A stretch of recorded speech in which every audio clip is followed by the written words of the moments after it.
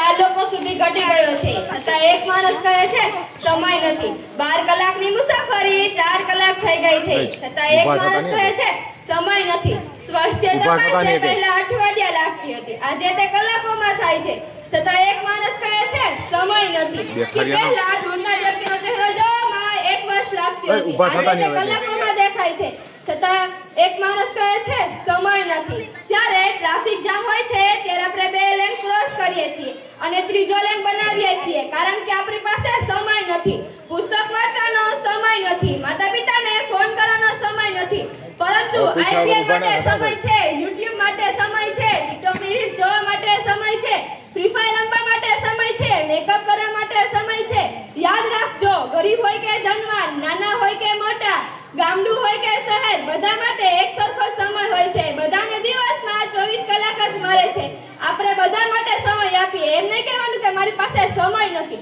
અને યાદ રાખજો સમય નથી તે કહેવાની ફક્ત એક આદત છે અને આપણે આ જ આદતને બદલાવીશું સદાય સમય ચાલ્યા કરે આપણે સમયની સાથે ચાલીશું અસ્તુ જય હિન્દ જય ભારત